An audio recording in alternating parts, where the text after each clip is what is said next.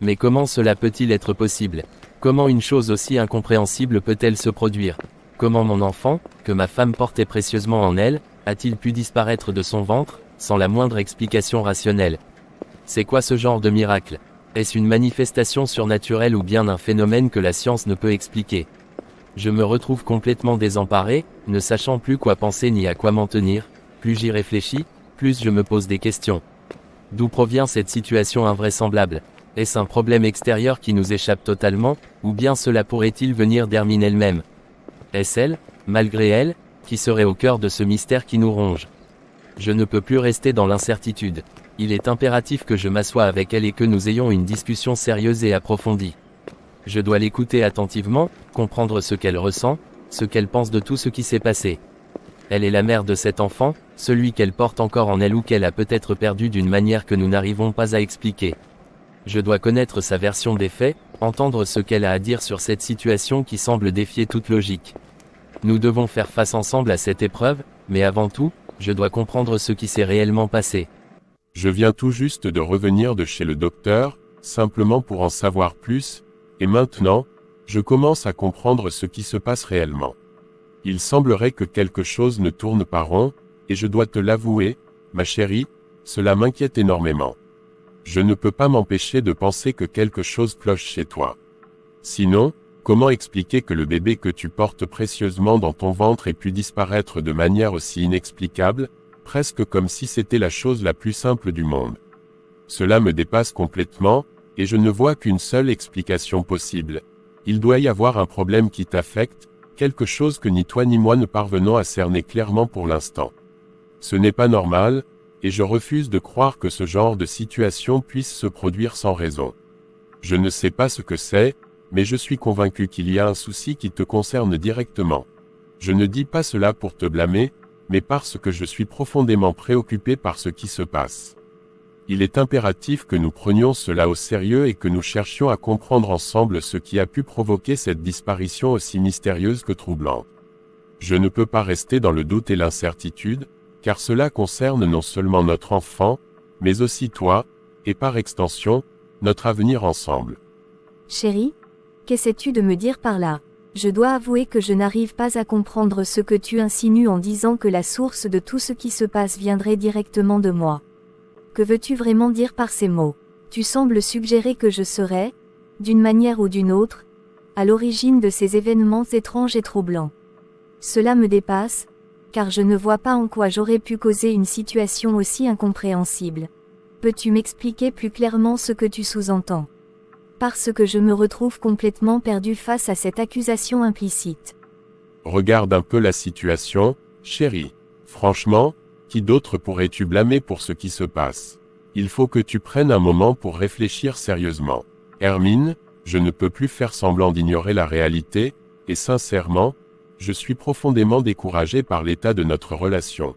Je suis vraiment peiné de te dire ça, mais sans cet enfant, je ne sais pas si je pourrais encore ressentir le même amour pour toi.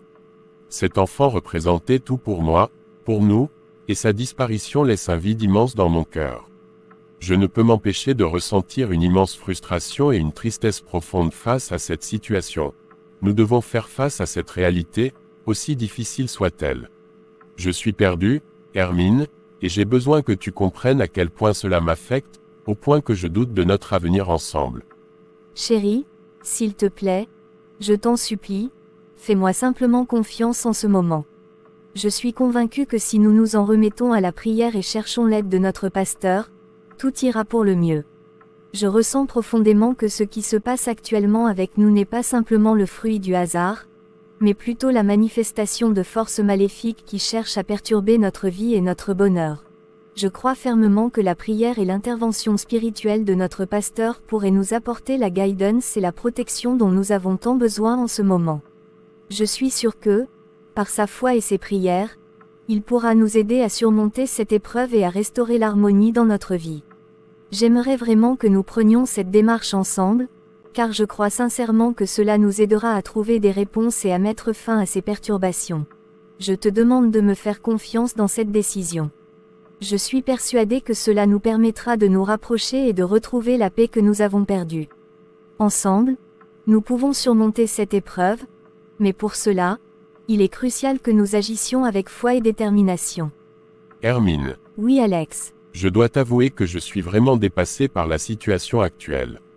Tout cela est bien trop lourd pour moi en ce moment, et je sens que j'ai besoin de prendre du recul.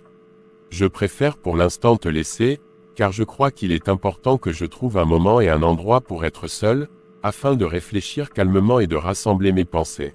Je ressens le besoin de m'éloigner un peu pour clarifier mes idées et comprendre comment aborder les prochains pas.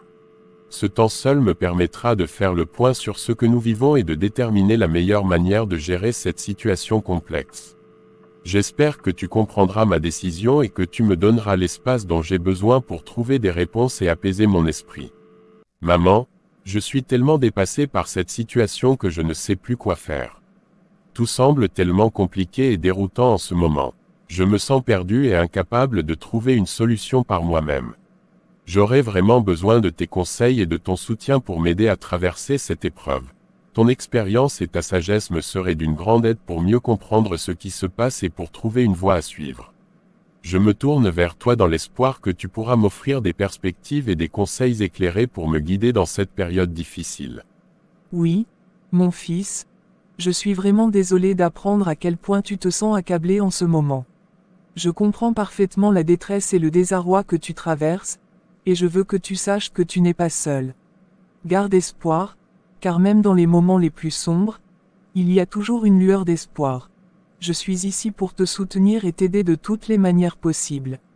Je vais tout faire pour te donner les conseils nécessaires afin que tu puisses trouver une issue à cette situation difficile. Nous traverserons cette épreuve ensemble, et je suis convaincu que, avec du temps et du soutien, tu trouveras la force de surmonter ces obstacles. N'hésite pas à me parler de tout ce que tu ressens et de tes préoccupations.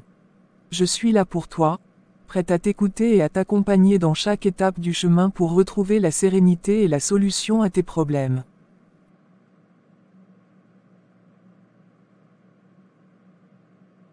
Mon fils, je sais que tu es très bouleversé en ce moment, mais je t'encourage à essayer de garder ton calme.